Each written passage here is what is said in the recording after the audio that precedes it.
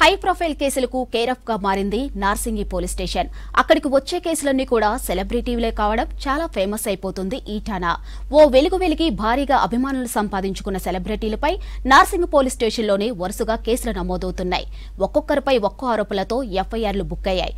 ఇలా కేసుల పరంపర చూస్తుంటే నార్సింగి పోలీస్ స్టేషన్ సెలబ్రిటీల బాధితులకు అడ్డాగా మారనుందా? ఇంతకీ నార్సింగి పోలీస్ స్టేషన్లో ఈ మధ్యకాలంలో నమోదైన వరుస కేసులపై ఓ లుక్కేద్దాం.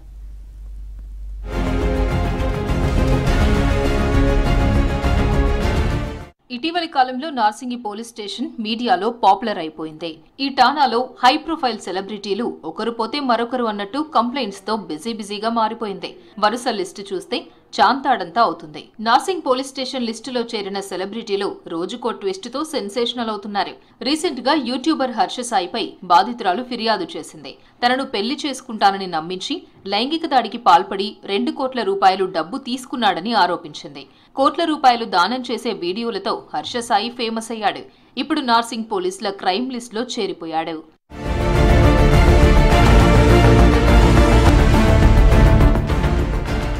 మొన్న బాధితురాలు లావణ్య ఇచ్చిన ఫిర్యాదుతో హీరో రాజ్ తరుణ్ పై కేసు నమోదైంది. తనను పెళ్లి చేసుకున్నాడని, 10 ఏళ్ల పాటు కలిసి జీవించామని, అబార్షన్ కూడా అయిందని చెప్పుకొచ్చింది.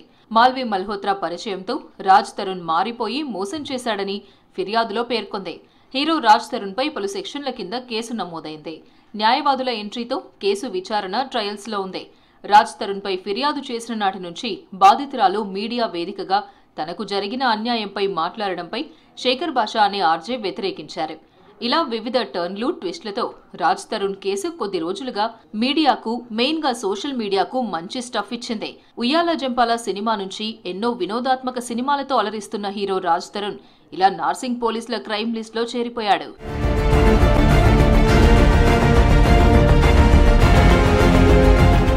మరో సెలబ్రిటీ, ప్రముఖ కొరియోగ్రాఫర్ జానీ మాస్టర్ పై ఫిర్యాదు రిజిస్టర్ అయింది.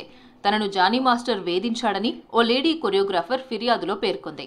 దీంతో జానీ మాస్టర్ పై కేసులు నమోదయ్యాయి. ఆయన్ని అరెస్ట్ చేసి చెంచల్గూడ జైలుకు పంపించారు నార్సింగి పోలీసులు.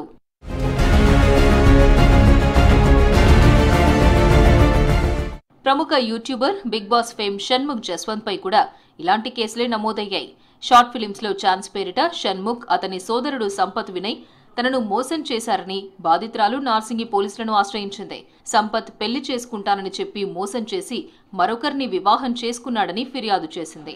సోషల్ మీడియాలో వీడియోలు పెడతానని బెదిరించాడని బ్లాక్మెయిల్ కేసు కూడా పెట్టింది. మరో కేసులో నార్సింగికి చెందిన యువతిని యూట్యూబర్ చందుసాయి ప్రేమ పేరుతో మోసం చేశాడని, అతనిపై అత్యాచారం, మోసం కేసు నమోదైంది. ఈ కేసులన్నీ నార్సింగి పిఎస్ పరిధిలోనే చోటు చేసుకున్నాయి. ఇలా సినిమా నటులు, యూట్యూబర్స్ పై నార్సింగి పిఎస్ లో కేసులు నమోదవడంతో ఈ ఠాణా ఇప్పుడు నెట్టింట హాట్ టాపిక్ గా మారింది.